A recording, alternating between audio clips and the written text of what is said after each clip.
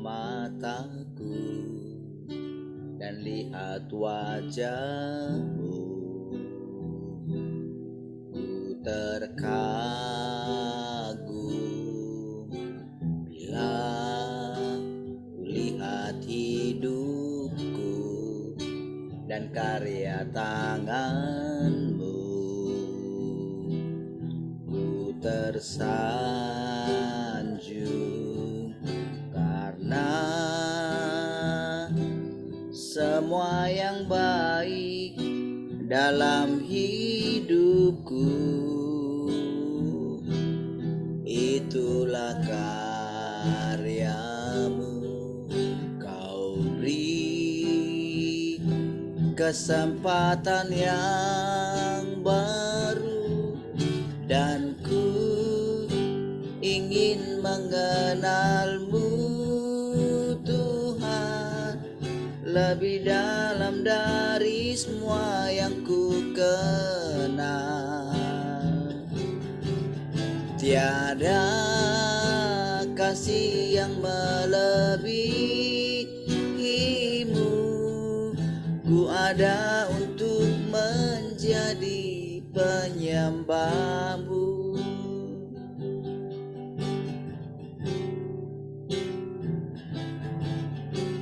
Bila ku buka mataku dan lihat karya wajahmu, ku terkagum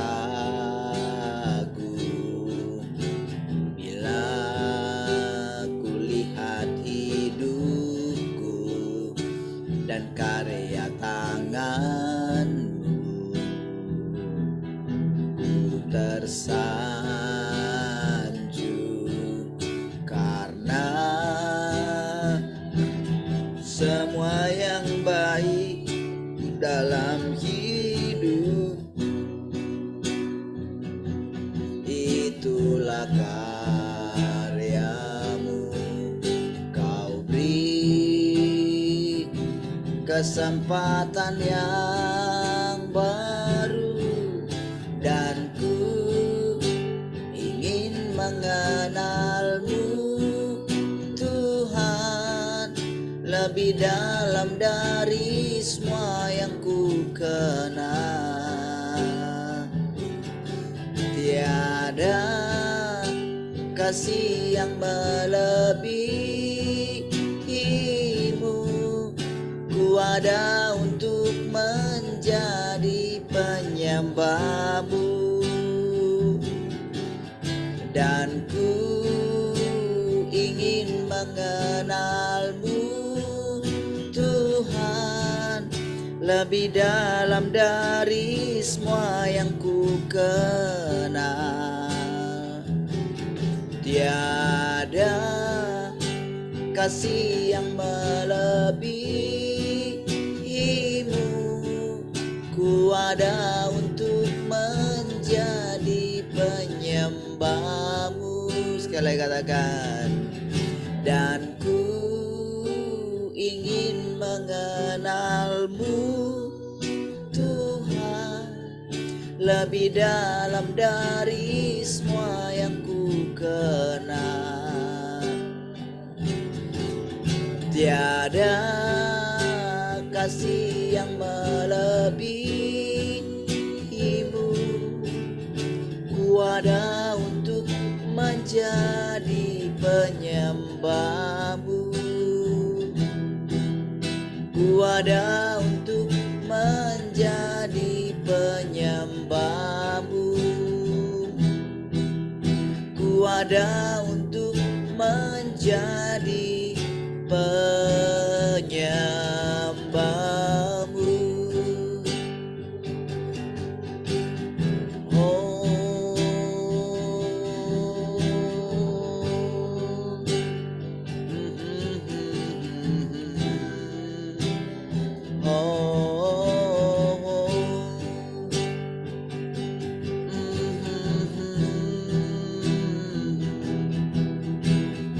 Oh,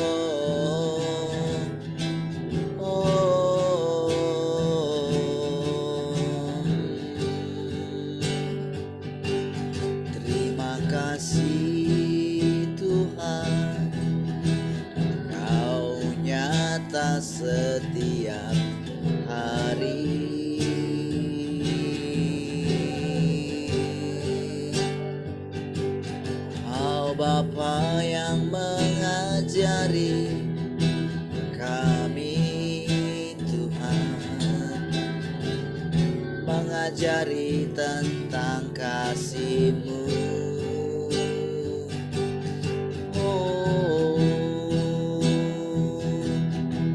terima kasih.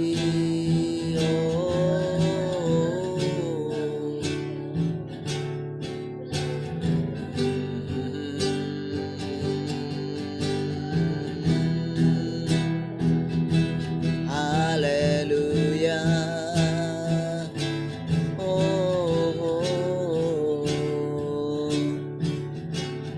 Kau ajariku lewati hari ini. Kau bukan ku lewati badai dunia, karena kau memilihku untuk nyatakan pribadi-Mu.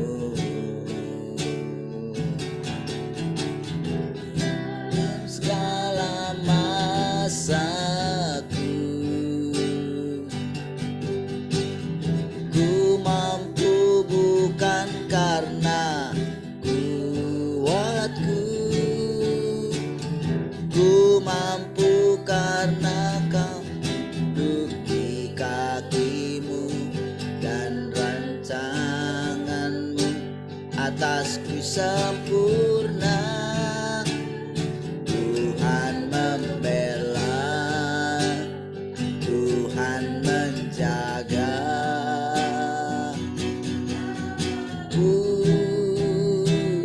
Yang terjadi,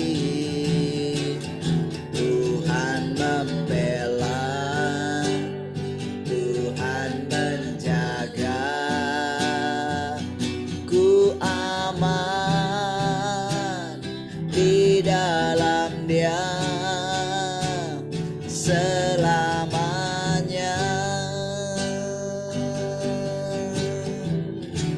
Kau ajariku, Kau ajariku lewati hari ini. Kau lewati badai dunia, semua karena Kau memilihku untuk pribadi-Mu. Dalam segala masaku, aku mampu bukan karena kuatku, ku mampu karena ku duduk di kaki-Mu, rancangan-Mu atasku sempurna. Tuhan membela, Tuhan menjaga. Apapun yang terjadi, Tuhan membela, Tuhan menjaga. Ku aman di dalam Dia selamanya. Tuhan membela, Tuhan menjaga. Apapun yang terjadi, Tuhan membela, Tuhan menjaga. Ku aman di dalam Dia selamanya. Oh, Tuhan membela, Tuhan membela.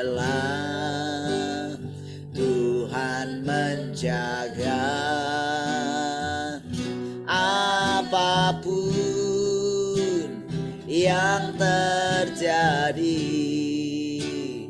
Tuhan membela, Tuhan menjaga. Ku aman di dalam Dia selamanya.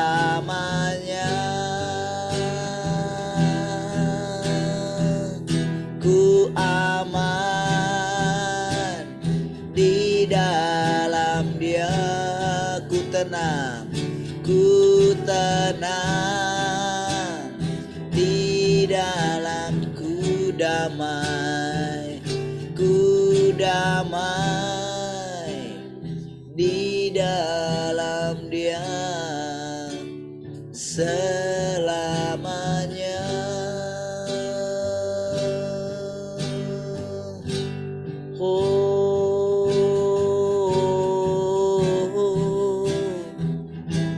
Aman bersamamu Tuhan, aman bersamamu.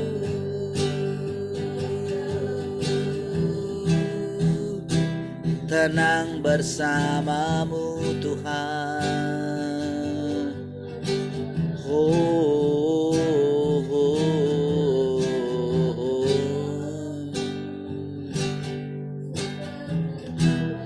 Haleluya, terima kasih Tuhan. Kau yang mengajariku setiap hari Tuhan. Terima kasih Tuhan. Terpujilah Engkau Tuhan, terpujilah Engkau yang terus menuntun kami.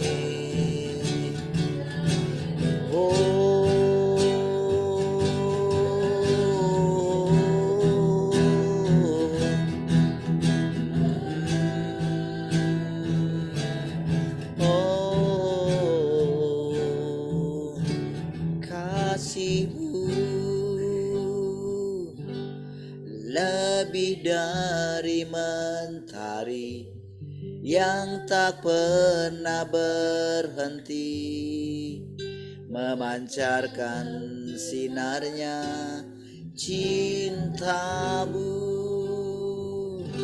Lebih dari samudra, tenggelamku di dalam kesetiaan-Mu Tuhan. Kasih-Mu lebih dari mentari yang tak pernah berhenti, memancarkan sinarnya cinta-Mu. Lebih dari samudra, tenggelamku di dalam kesetiaan-Mu Tuhan. Terima kasih atas cinta-Mu.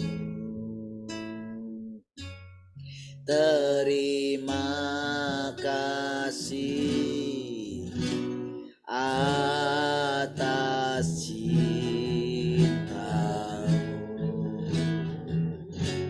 Terima kasih atas cinta-Mu.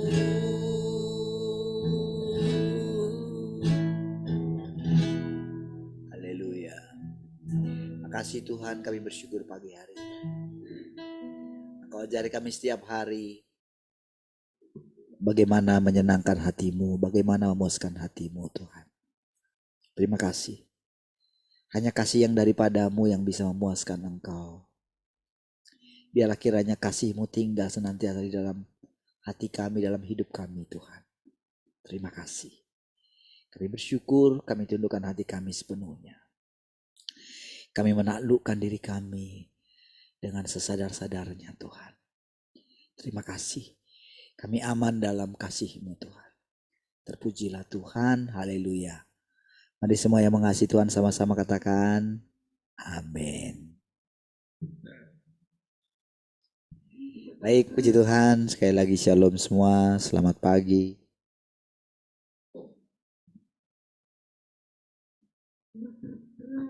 Halo, selamat pagi semua.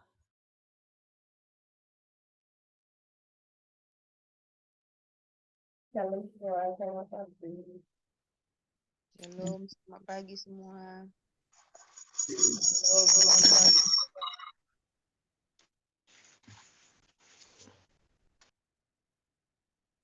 Shalom, selamat pagi semua.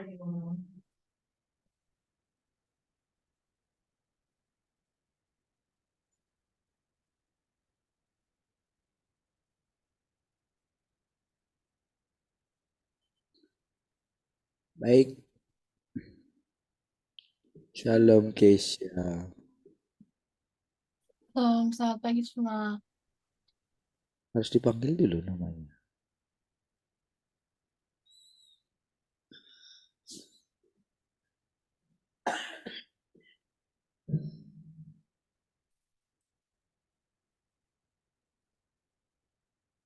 Baik. Haleluya. Ada yang mau sharing pagi ini?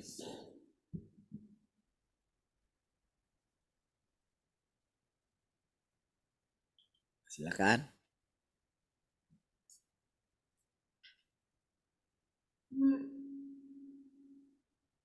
Ada yang mau sharing?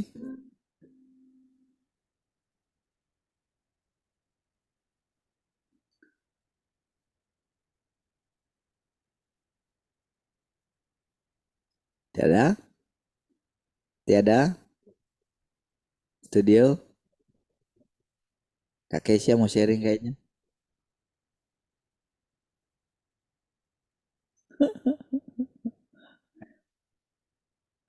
Oke, baik.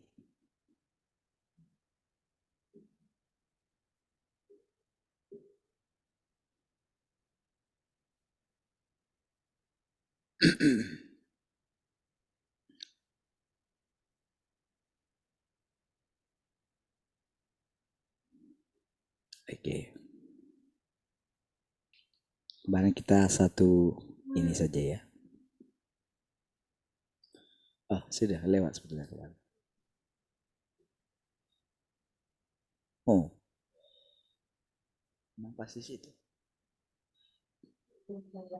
Butuh pengejaran kehidupan bukanlah sesuatu yang dapat diburu-buru. Pertumbuhan kehidupan tidak terjadi hanya dalam waktu 1 atau 2 hari. Pekerjaan Tuhan itu normal dan praktis dan ada proses yang harus dilalui. Ini kemana kita kita lama di sini ya membahas satu paragraf ini saudara. Butuh 33,5 tahun bagi Yesus yang berinkarnasi untuk menyelesaikan pekerjaan penyalipannya. 33,5 tahun. Jadi dari sejak awal saudara, Tuhan menjalani kehidupannya kan, dari sejak dalam kandungan malahan, gitu kan. Hebat ya.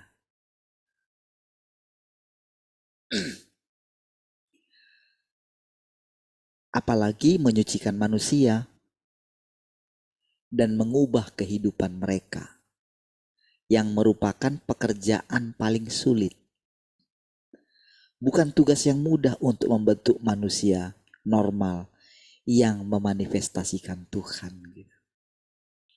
Tuhan aja untuk berinkarnasi menjadi manusia sampai tugas penyalipannya itu butuh 33,5 tahun katanya gitu. Itu bagi Tuhan sudah cukup waktu yang sangat lama sekali saudara. dia menjadi manusia gitu. Dan sekali lagi katanya kan dia kan menjanjikan gitu. Inilah yang tidak diketahui manusia kan. Kalau sekali lagi dia berinkarnasi, tentu agak berbeda sedikit gitu. Lihat kan dikatakan kan, apalagi menyucikan manusia dan mengubah kehidupan mereka. Ini dia saudara. Pekerjaan setelah penyaliban itu adalah pekerjaan penyucian gitu.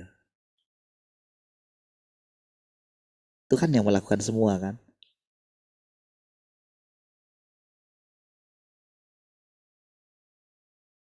Dan kita sedang ada di dalamnya. Bahkan lihat,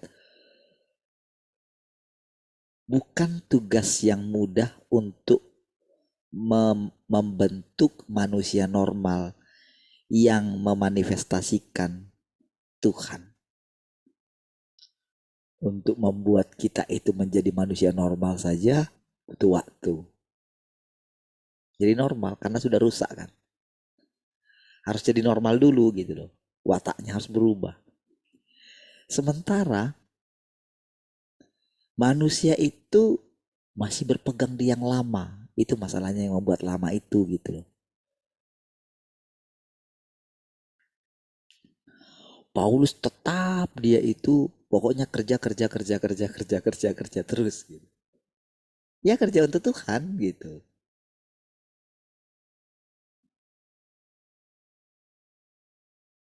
Jadi Roh Kudus bekerja di dalam dia untuk bekerja untuk Tuhan gitu.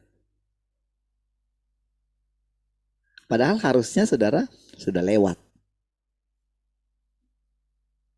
Masa dia hamba terus? Kan yang kerja itu kan hamba gitu kan. Kan Tuhan Yesus juga ngajar. Kalau habis kalau habis kerja di ladang itu begitu dia pulang, dia itu harus kasih makan tuannya gitu, melayani tuannya gitu. Nggak melulu melayani pekerjaan di ladang terus gitu. Ya harus melayani tuannya katanya kan gitu kan.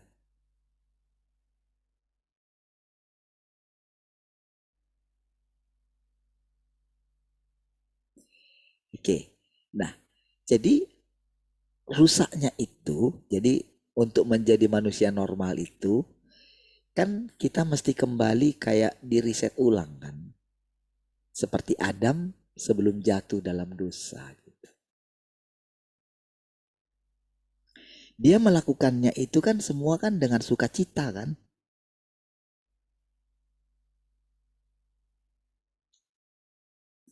Tapi karena ingin balas budi, kan Paulus itu merasa sangat berhutang sekali gitu. Tapi dia itu tertuju kepada apa namanya ya? Dia rela memang betul gitu. Dia meninggalkan semuanya gitu. Tapi selalu apa ya? Tak sadar dia itu mau menampilkan dirinya gitu. Tak sadar gitu. Dia ingin bekerja lebih hebat gitu daripada yang lain gitu. Ya pernah begini, apa sih ya kira-kira gitu. Kehidupan ini gimana sih sebetulnya ya gitu. Sementara Petrus itu dia itu memang dia benar-benar telah mencari kehidupan sejak awal itu begitu. Kalau Paulus memang dia dari sejak awal itu ada di bait suci.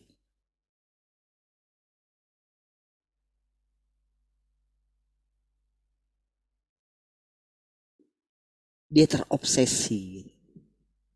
Dia sudah dari sejak awal memang pikiran menjadi Farisi itu sudah jadi motivasinya dia gitu.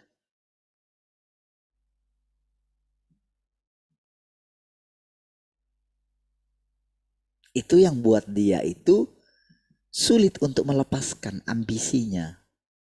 Sekalipun dia itu sudah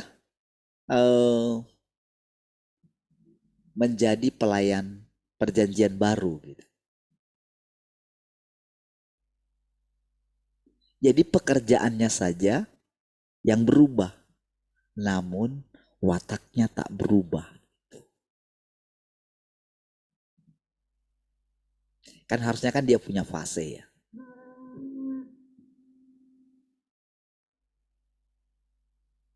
Harusnya kan setelah 30 tahun setelah dia bekerja, harusnya kan dia itu mulai mundur gitu.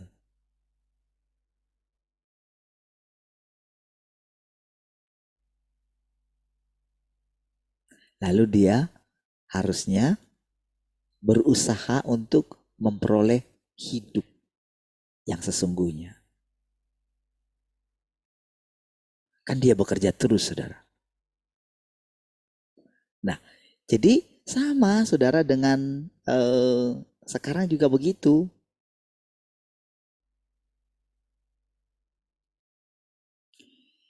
Seharusnya semua ada fase gitu loh. Manusia itu ada fase ketika, jadi prosesnya ini, jadi ketika melihat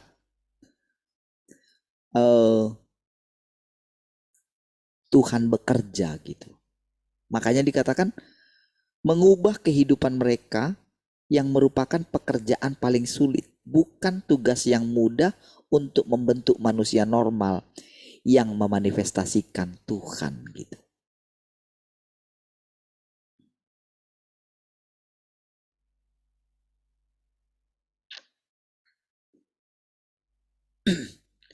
Kalau Tuhan langsung menganugerahkan dia dirinya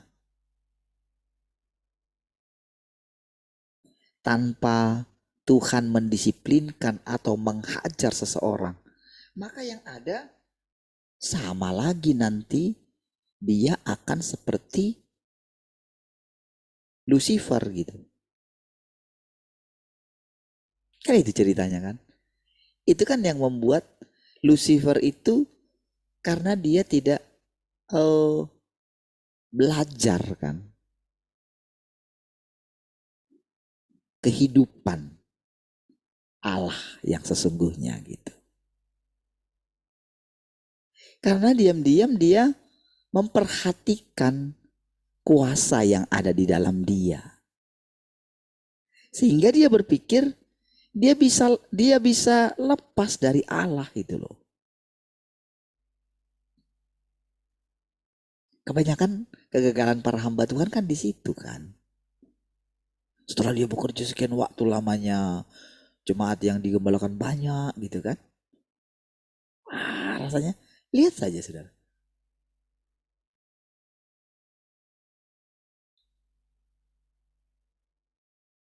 Tidak merenungkan bagaimana ya kira-kira. Kenapa Tuhan Yesus? Jadi tidak merenungkan setiap perkataan Tuhan Yesus itu gitu.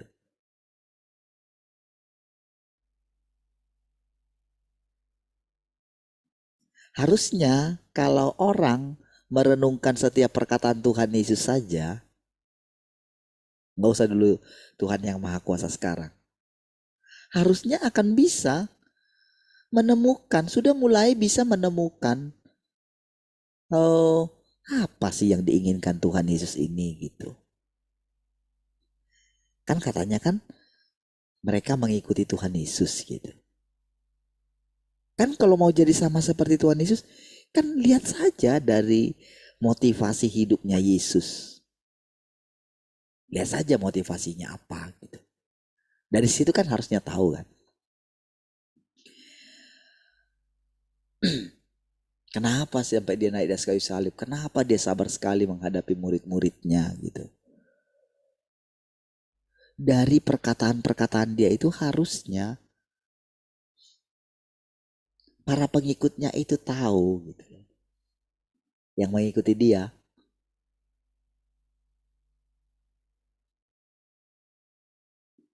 Harusnya kan seseorang yang sudah nyaman gitu ya, hidupnya gitu, nyaman. Ini saya apakan ke misalnya seorang hamba Tuhan lah gitu. Ketika sudah nyaman, harusnya kan melihat dulu gimana sih Tuhan Yesus hidup gitu. Bagaimana sih, kenapa sih murid-murid dulu mereka itu harus mati martir gitu. Apa sih gitu yang buat mereka? Kan harusnya para murid-murid itu lebih daripada saya gitu. Kan gitu kan harusnya pikiran orang kalau merenungkan hidup gitu kan. Lalu ya lihat saja kehidupan teman-temannya gitu. Para hamba-hamba Tuhan yang lain gitu. Kira-kira cocok nggak seperti itu kehidupan Tuhan ya? Harusnya dengan gitu aja saudara. Itu namanya perenungan hidup gitu. Maka dari situlah nanti saudara, seseorang itu akan dicerahkan gitu loh. Kenapa bisa seperti ini?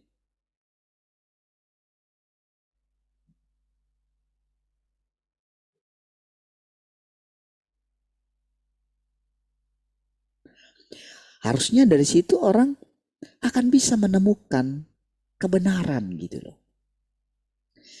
Seperti itulah Petrus gitu loh.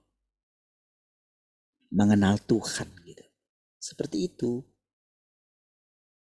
Jadi dia itu melihat gitu loh. Kehidupan. Jadi ketika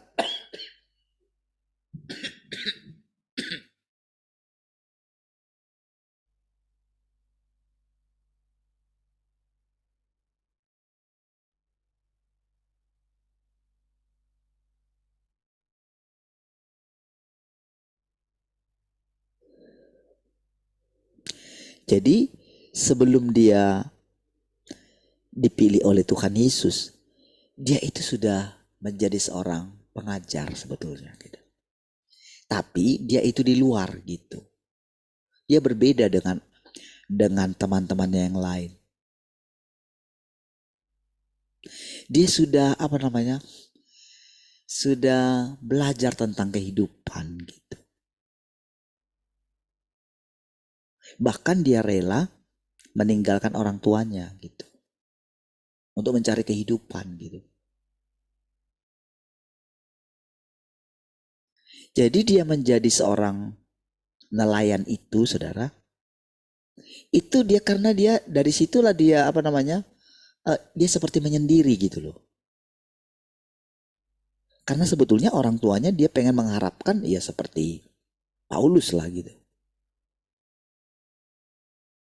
Belajar Taurat terus dia juga ingin dia menjadi seorang yang seorang yang pintar yang akan bisa merubah keadaan bangsanya gitu. Karena memang seperti itulah orang Yahudi mendidik anak-anaknya gitu. Karena mereka kan dalam tekanan gitu. Jadi apa yang membuat bangsa Israel itu bisa tentaranya hebat katanya gitu, sistem pertahanannya dan segala macam. Bagaimana mereka bangsa yang kecil bisa disegani seluruh dunia. Seluruh dunia loh.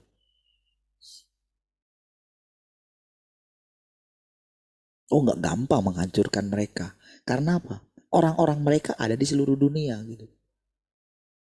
Mereka menguasai teknologi gitu. Karena apa? Karena memang mereka terbiasa dijajah gitu. Jadi mereka belajar. Mental mereka kuat sekali gitu. Jadi kalau ada yang mengatakan tentara Hamas itu misalnya atau Hizbullah itu lebih hebat dari mereka, itu omong kosong lah gitu. Karena mereka terbukti bisa bertahan melawan, menang atas negara-negara hebat gitu. Iya.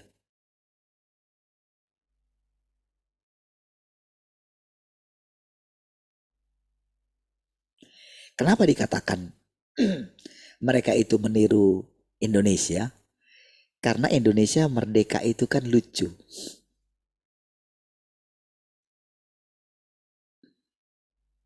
Sudah berjuang terus melawan penjajah gitu.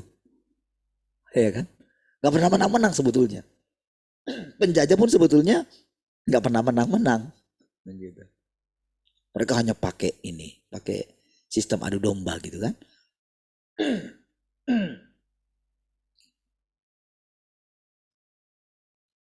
Jadi kemerdekaan Indonesia itu kan hanya dengan mengumumkan gitu. Wah, itu menginspirasi.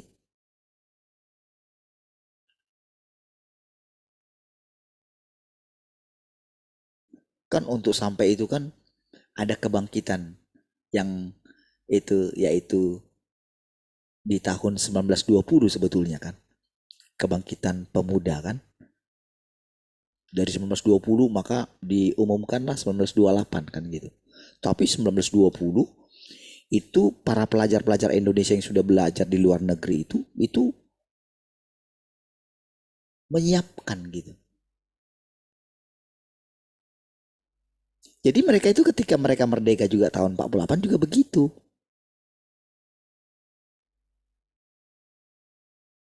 Tapi selanjutnya bagaimana mereka berjuang.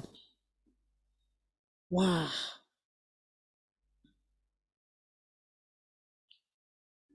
Itu benar-benar saudara mereka bisa melawan siapa saja gitu. Jadi kira-kira seperti itulah mentalnya. Kan pada waktu di zaman Yesus kan mereka masih dijajah tentara Roma kan.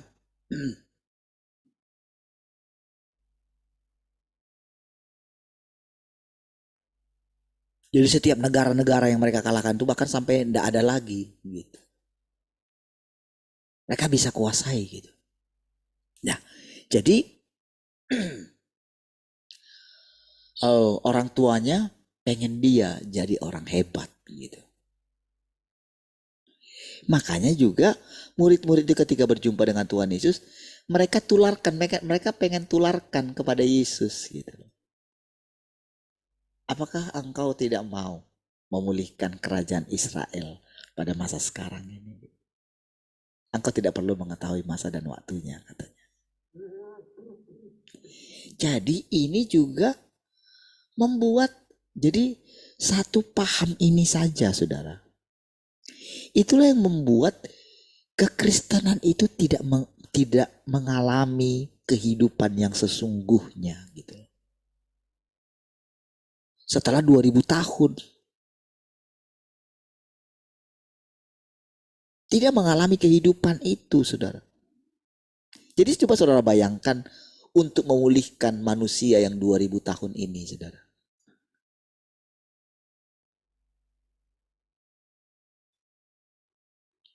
Saudara, Yesus itu harus bekerja sendiri. Karena kan itu kan Tuhan kan.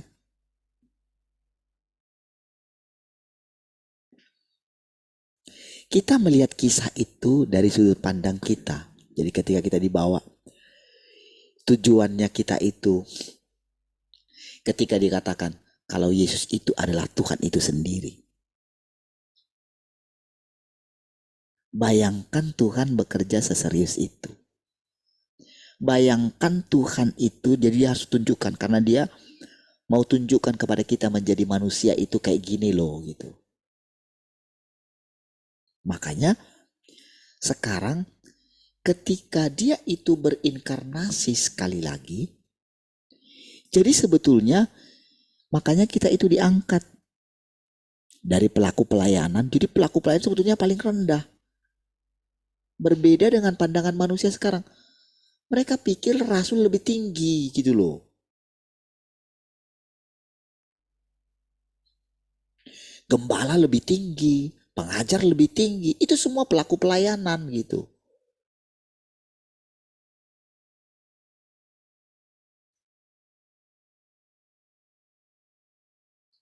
Baru dari setelah itu baru umat Tuhan.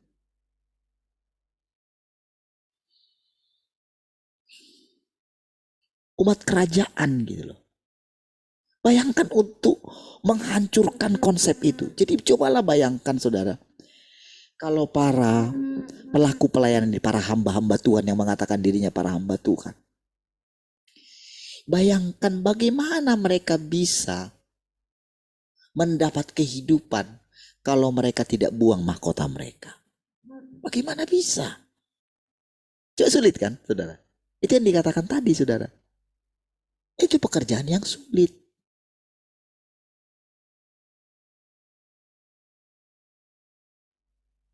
Mau diruntuhkan dulu. Makanya kan orang Israel kan gak mau meruntuhkan bait suci itu kan. Kenapa saudara mereka gak mau? Karena mereka sudah menjadikan bait suci itu jadi simbol kehadiran Tuhan gitu.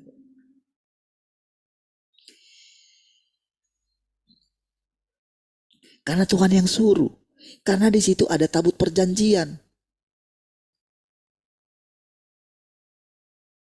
Kalau ada tabut perjanjian di situ, maka mereka harus bisa menang gitu loh. Jadi mereka sudah membuat gitu loh. Kalau ada Tuhan di sini, semua bangsa harus datang ke sini gitu loh. Bayangkan ambisi mereka ingin merebut dunia ini, saudara. Apalagi para imam-imamnya. Makanya saudara, sampai sekarang itu para imam-imamnya itu sudah diajarin terus, saudara.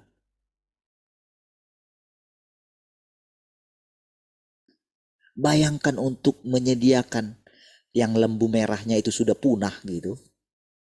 Mereka bisa buat gitu. Mereka cloning gitu loh, saudara. Jadi bayangkanlah bagaimana mereka bisa menerima firman yang diucapkan oleh Tuhan Yesus. Rubuhkan bait suci ini. Lucu kan? Demikian juga lah para hamba Tuhan ketika dikatakan rubuhkan, lemparkan mahkotamu. Mau enggak?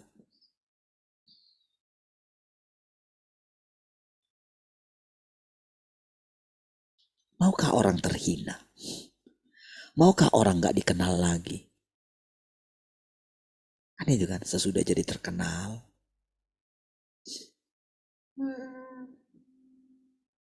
Padahal saudara, mereka sudah tidak punya kehidupan. Mereka sudah jadi munafik terus gitu loh. Dari mulut mereka keluar misalnya firman, kamu harus begini. Tapi dia sendiri tak bisa melakukannya. Macam mana coba? Misalnya gitu loh. Seorang hamba Tuhan yang sudah, kalau misalnya dia sangat diberkati lah gitu. Oke, hidup nyaman semua kan. Punya kendaraan kemana, punya sopir, punya apa semua gitu kan. Lalu saudara, tiba-tiba diperhadapkanlah dia kepada jemaatnya yang susah makan, sulit makan gitu. Tidak punya rumah. Gitu kan. Ketika misalnya dihadapkan, dilihat lah gitu kan, datang ke dia gitu. Kira-kira gini. Misalnya dia berani nggak dia mendengarkan perkataan gini. Kira-kira kalau kamu seperti dia, kamu bisa nggak? Cobalah gitu. Itu aja gitu.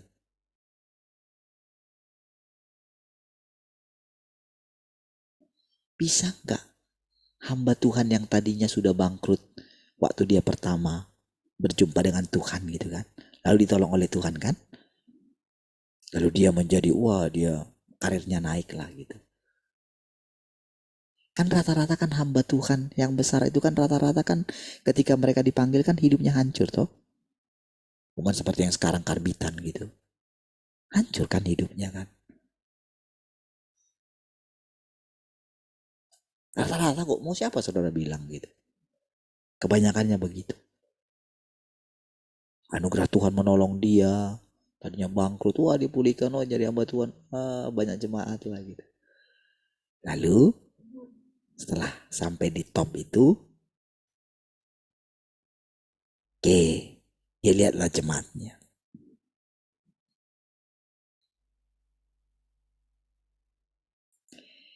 Ketika Tuhan datang kepada dia, ketika aku miskin, gitu. ketika aku lapar,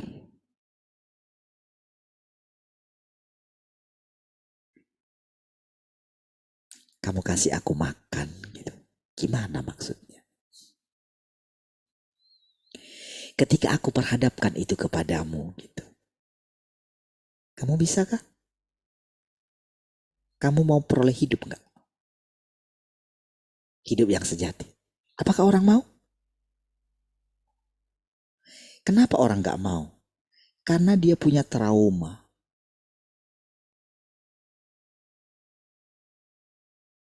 Bahwa bagaimana tidak enak menjadi orang miskin gitu.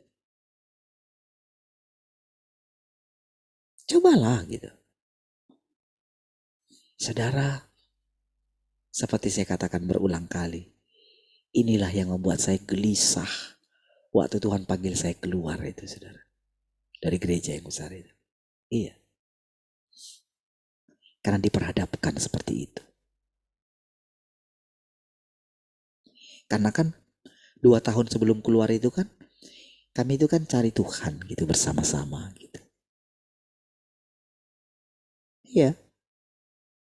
Saya kan bersama dengan seluruh para pendoa-pendoa itu kan. Setiap hari, saudara.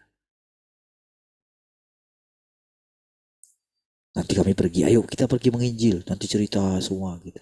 Hebat semua cerita firman Tuhan semua. Iya, memang seperti itu ceritanya.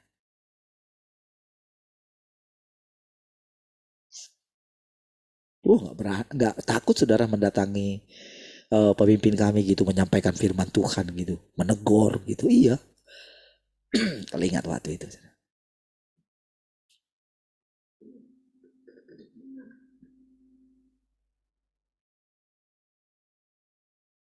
Jadi saudara, ketika sampai pada keadaan itu, kalau bisa mulai menemukan kehidupan sekarang gitu saudara.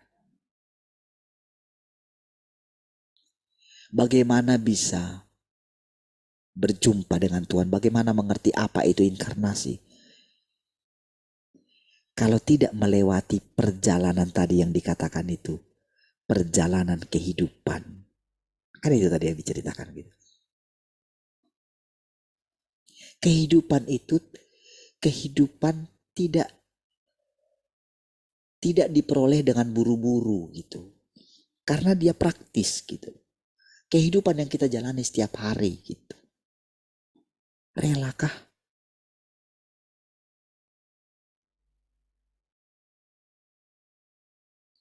Diperhadapkan dengan ini, dengan ini, dengan ini, dengan ini, dengan ini. Dari situlah kamu peroleh hidup. Hal-hal yang kecil sekalipun gitu. Dari situ kamu harus peroleh hidup. Saudara, seperti saya katakan tadi. Mudahkah seseorang melemparkan mahkotanya? Paulus, saudara, tidak seperti itu. Dia itu langsung direbahkan gitu loh. Karena dia melihat terang, dia rebah gitu loh. Maka ada takut dia gitu.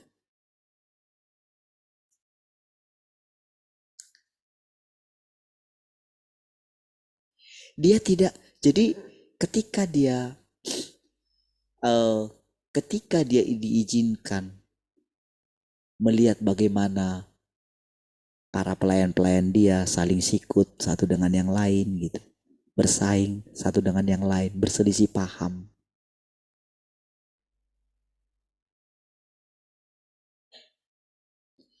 Bagaimana murid-murid dia meninggalkan dia. Dia itu saudara kecewa, saudara.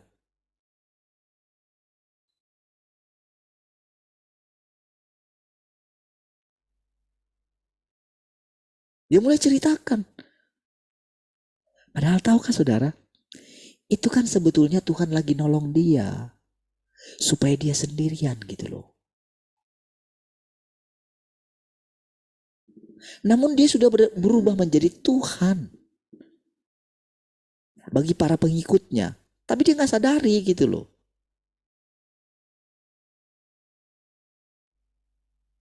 Padahal dia sudah bilang, hidupku bukan aku lagi, tapi Kristus yang hidup. Tapi lebih banyak hidupnya yang hidup. Petrus tidak begitu. Dia melihat kehidupan Yesus yang nyata. Apalagi ketika tanpa tedeng aling-aling, dia dikatakan iblis gitu. Coba saudara pikir. Tapi dia tidak tersinggung, saudara. Mungkin pertama-tama dia itu tersinggung gitu.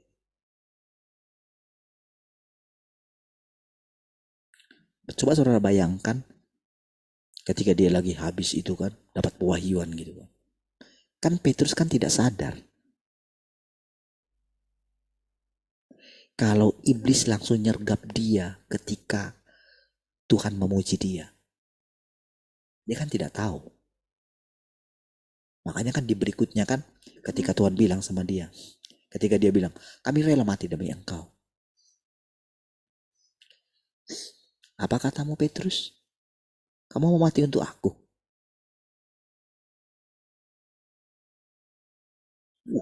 Bayangkan apa yang direnungkan oleh Petrus ketika mendengarkan perkataan Tuhan Yesus itu, saudara.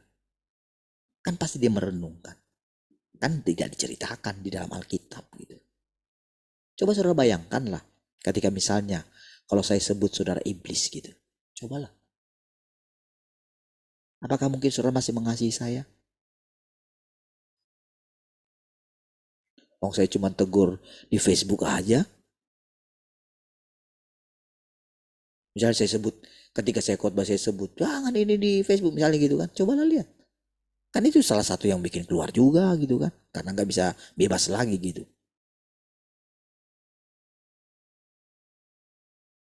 Ketika saya tegur dalam mendidik anak gitu. Kan itu kan sebetulnya.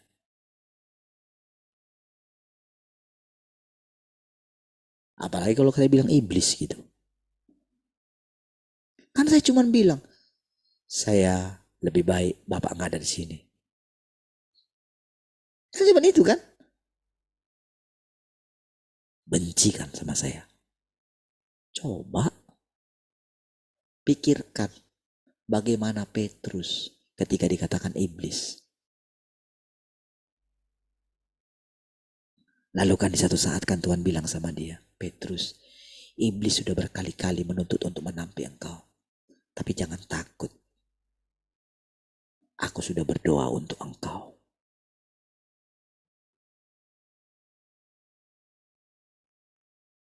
Coba ketika dikatakan, nanti kamu bilang kamu memberikan nyawamu untuk aku. Petrus, sebelum ayam berkokok, engkau sudah menyangkal aku 3 kali. Kan itu kan direnungkan dia kan. Kan dia kan gentar kan. Karena kan pada waktu itu kan perkataan-perkataan Tuhan itu kan.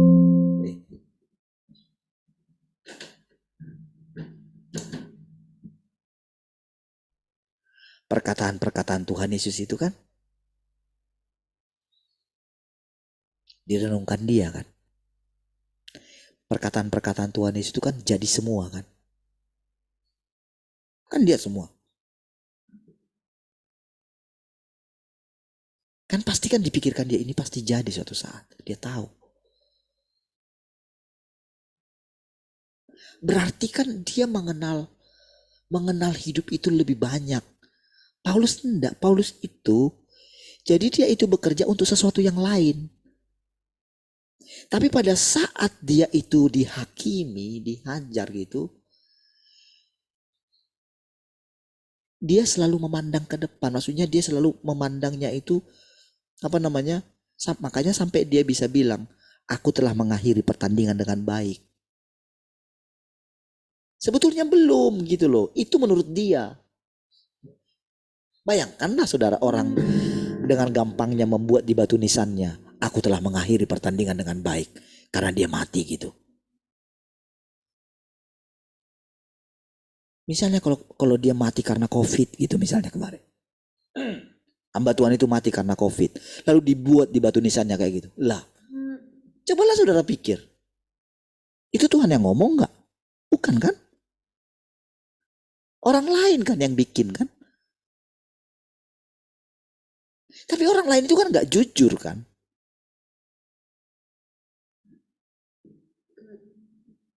Mereka memaksa Tuhan kan untuk mengatakan Tuhan kalau pertandingannya sudah selesai. Betul nggak? Tapi apakah dia sudah menghadapi penghakiman gitu? Apakah orang yang buat di batu nisannya itu pernah tahu mungkin Tuhan pernah memanggil dia, tinggalkan semua pelayananmu ini. Misalnya ketika saya bilang sama Pak Pendeta itu, saudara, tinggalkan pelayananmu mendoakan orang. Saya ngomong dengan keras itu. Pada waktu itu kaget sekali, saudara. Dan terjadi pemulihan sama anaknya. Tapi apakah dia melanjutkannya? Tidak.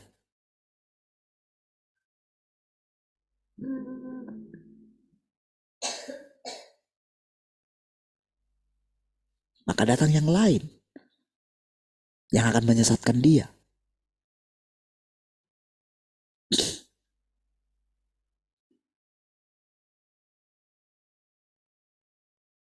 Saudara, demikian perbedaannya, saudara. Lalu bagaimana, saudara? Orang akan mengalami kehidupan kalau mereka terus menjadi pengikutnya Paulus. Ambisinya nggak hilang gitu. Terus kemana-mana ke seluruh dunia. Bahkan mungkin buka cabang di planet lain gitu.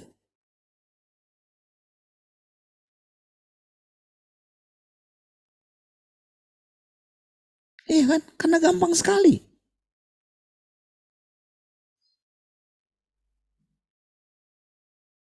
Mereka terobsesi dengan itu, saudara. Tetapi harusnya kan dia yang tahu. Apa sih kehidupan Yesus? Apakah dia sudah? Harusnya kan dia tahu loh, saudara.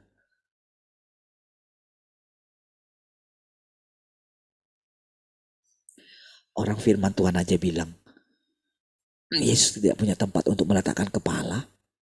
Lah kok dia, anak buahnya Yesus. Daud aja ketika dia tidur di istana, sementara dia lihat di luar itu tabut perjanjian ada di itu, dia gelisah toh? Oh, dia gelisah lah. Siapa yang buat dia gelisah? Hati nuraninya kan. Coba saudara bayangkan pada waktu itu Daud, memang tidak ditulis di dalam Alkitab. Tiba-tiba satu malam dia mau tidur gitu.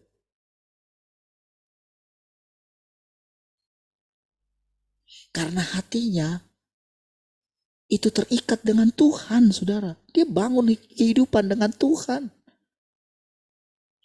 Dia bayangkan dalam imajinasinya.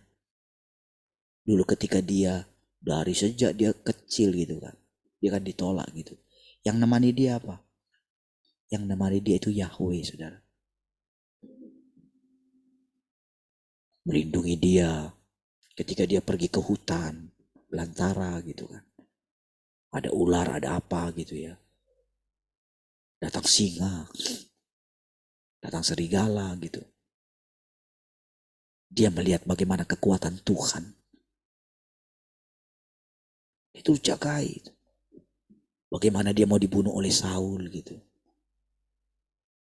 Bagaimana dia mengalahkan Goliat. Kan dia berdoa terus kan. Oh, saya berani kali ya. Bukankah kira-kira seperti itu kan harusnya kita menjalani hidup kita. Cobalah misalnya ketika saya lihat semua lewat. Sakit lama. Bagaimana anak menyekolahkan anak. Bagaimana ini. Bagaimana keluar dari sini. Bagaimana keluar dari sini. Bagaimana ruko kita sudah kita disuruh pindah. Bagaimana rumah saya juga begitu gitu. Tak sanggup bayar gitu. Coba saudara. Bukankah itu perjalanan yang panjang?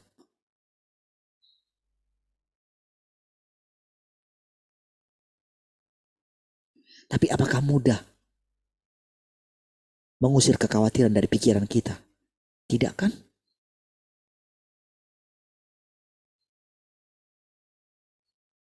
Ketika kita sudah nyaman sedikit, Masihkah kita bisa berdoa sungguh-sungguh? Enggak kan?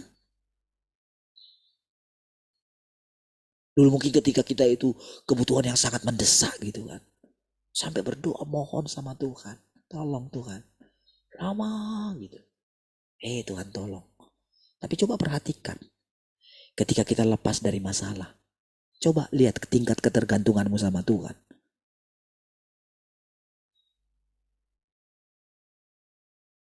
Adakah kita belajar misalnya gini. Tadi malam saya doa gitu. Tuhan. Ketika saya baca bagaimana perbedaan antara kehidupan Paulus dan Petrus itu, saudara. Kan menurut orang kan Paulus lebih berhasil gitu. Iya benar. Saya juga dulu begitu. Berpikir begitu kok. Makanya saya terobsesi, saudara. Kenapa saya mendoa-doakan orang juga? Karena kan saya lihat guru saya kan. Guru kita kan. Nggak ada panutan bagi saya yang lain gitu. Tapi kan Tuhan menunjukkan di mana kegagalannya kan.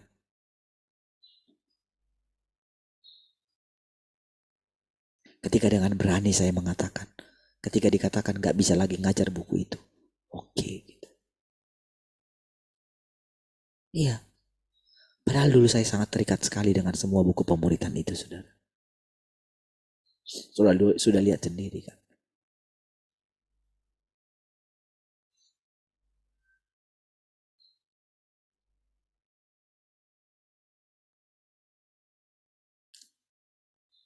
Daud tadi, saudara.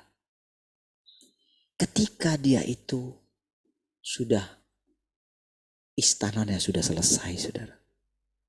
Tiba-tiba satu malam gitu. Bayangkan ya, bagaimana dia bawa tabut perjanjian itu dan akhirnya tabut itu kan bisa sampai di istananya kan. Tadinya kan sulit kan, dia bawa itu ke sana kan. Karena kan sampai mati si Usa itu kan. Karena dia bawa pakai kereta itu kan. Ketika tergelincir itu. Lalu sampai di rumah Obed-Edom. Hatinya kan ada di situ karena itu melambangkan Tuhan kan. Sampai di situ. Dia gelisah lagi, saudara. Saudara bayangkan, saudara. Di situ ada tempat tidur yang nyaman gitu kan. Indah lah dibuat lah. Yang terbaik tempat tidurnya dia gitu. Oke. Karena dia ingat tabut itu di luar. Dia tidur di lantai, saudara.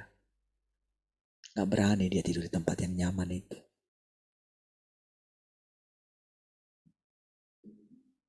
Maka dia bilang kayak gini. Kalau seperti ini gimana nanti saya? Pasti masuk angin lah, kira-kira kayak gitulah gitu. Makanya itu yang mendasari dia.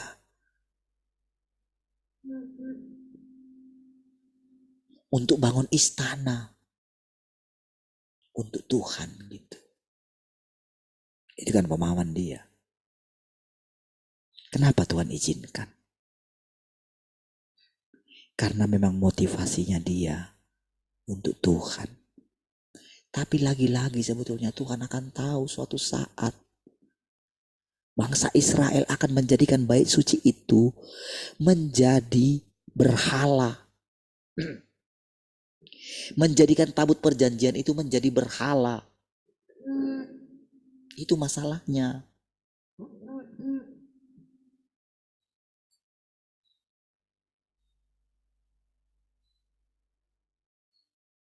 Menjadikan agama Kristen itu menjadi berhala. Menjadikan Alkitab itu menjadi berhala. Seperti itulah, saudara. Bagaimana kita dibawa keluar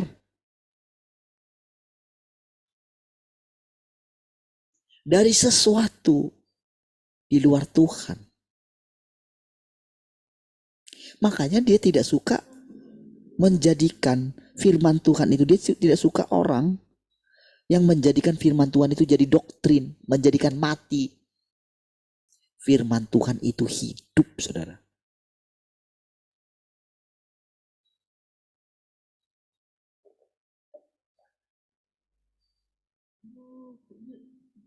Ketika Tuhan membawa kita perlahan-lahan, saudara, beralih.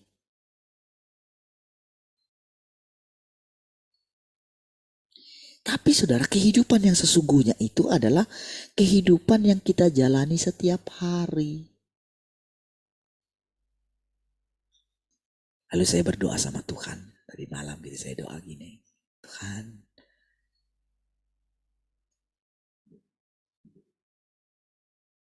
kan tidak mungkin saya tahu apa yang mengasihi, apa yang membuat Engkau senang Tuhan.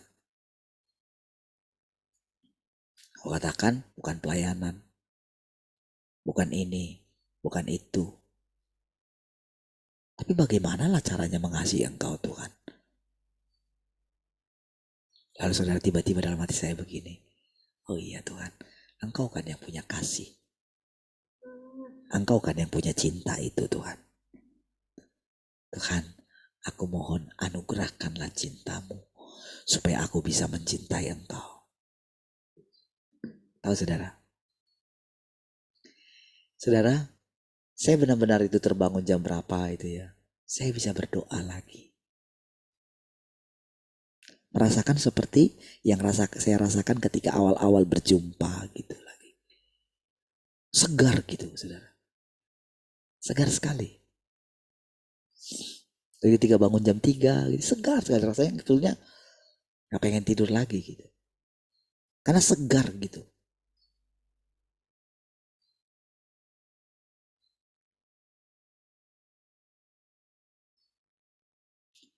Itu baru sedikit loh saudara. Selanjutnya kan kita menjalani kehidupan kita sehari-hari kan. Kan gampang sekali melupakan peristiwa tadi malam kan.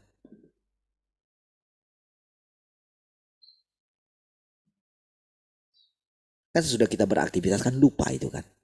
Sama saudara dengan kita itu ketika kita sudah lewat dari masalah kita. Waktu dalam masalah, wah rasanya kita dekat sekali dengan Tuhan. Kita berjaga-jaga gitu. Dia sudah ngajarin kita. Misalnya lagi itu, kamu tahu enggak? Dia tunjukkan kesalahan kita. Gitu. Lalu kita kan, oke. Lalu setelah itu saudara, oke. Aku sudah melupakannya. Gitu. Senang kita lagi kan. Kasih Tuhan. Hebat. Kalau kita berjanji dalam hati kita, aku mau mengasihi Engkau Tuhan. Tapi mungkin tidak sampai 1 minggu. Berkurangkan kasih kita kepada Tuhan kan. Berkurangkan rasa bergantung kita sama Tuhan kan. Saya ingat ketika setiap hari saya masuk ke tempat rahasia saya gitu ya. Saya masih ingat kan cerita itu kan. Terus setiap hari. Tapi dengan berjalannya waktu, lupa lagi kan. Kira-kira seperti itu loh maksudnya Tuhan tadi. Sulitnya.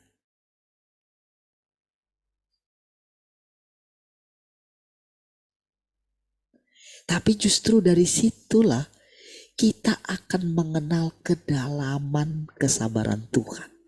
Gitu loh maksudnya. Asal kita datang terus gitu. Nanti tiba-tiba dalam pikiran kita begini. Tuhan terus ingin menjumpai saya. Tapi kadang saya tidak sadar. Saya sibuk dengan diri saya. Saya sibuk dengan pelayanan saya. Saya sibuk dengan pekerjaan saya. Sehingga saya melupakan Tuhan gitu. Ternyata Tuhan masih nunggu.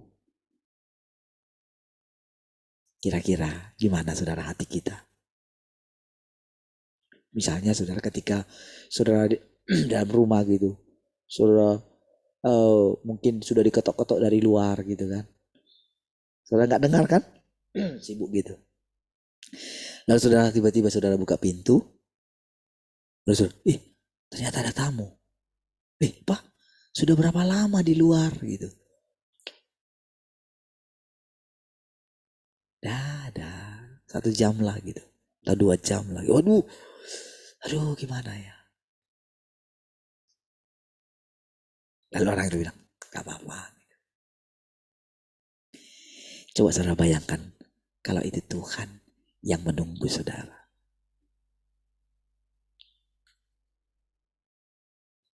Saudara, ketika menunggu kita, pas misalnya jam, kalau kita itu kan mulai kan 4:30 gitu kan. Pas, saya sudah ini sih, di jam 4 gitu kan. Sebentar lagi. Ternyata sudah sudah 4:30 gitu kan. Padahal perasaan kita baru 1 menit gitu kan. Sering gak menghadapi kayak gitu? Sering kan? Lalu coba bayangkan gitu. Kan Tuhan itu kan benar-benar ketika dia sudah menemukan orang yang sejenis dia, mulai gitu mengarah ke arah dia gitu kan. Paling mendambakan hubungan gitu loh. Kan kalau kita sudah punya teman yang klop gitu kan, pengen rasanya jumpa terus gitu kan.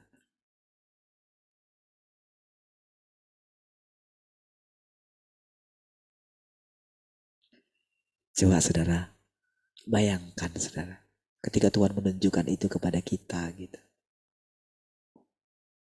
Coba bayangkan perasaan Tuhan. Kan dia bilang dia gak pernah tidur katanya. Gimana ya caranya dia gak bisa tidur gitu? Katanya kita diciptakan serupa dan segambar dengan dia. Apa yang sampai membuat dia gak bisa tidur gitu? Lalu coba bayangkan perasaan dia ketika kita itu dalam keadaan diri kita sebagai manusia gitu. Aduh, sangat menginginkan bagaimana rasanya saudara di waktu yang sangat krusial seperti itu.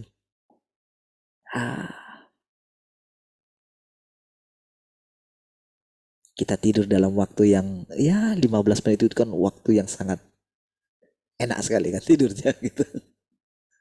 Makanya kan ketika hari Minggu kan, wah libur nih. Ya kan, bisa bangun agak lama sedikit gitu. Aduh. Tapi Tuhan saudara menunggu kita. Jadi saudara ketika saya doa itu saya bilang itu, anugerahkanlah Tuhan gitu. Merasakan itu kembali. Makasih Tuhan. Itulah perjalanan yang kita lalui setiap hari. Memang kita tidak tahu apa yang kita alami berikutnya. Yang dia butuhkan dari kita. Kasih kita setiap hari. Makanya dikatakan praktis. Kalau mata kita tertuju kepada masalah kita, waduh, nggak selesai-selesai itu masalah, saudara. Karena kita tinggal di tempat yang bermasalah. Mau kemana pun engkau pergi, saudara. Selama saudara, kan dikatakan tadi kan sulit kan. Itu waktu yang lama, saudara. Itu baru berapa tahun sih? Baru benar-benar mengerti hidup ini kan. Coba nanti saudara bayangkan. 1 tahun, 2 tahun, 3 tahun, 4 tahun, 5 tahun.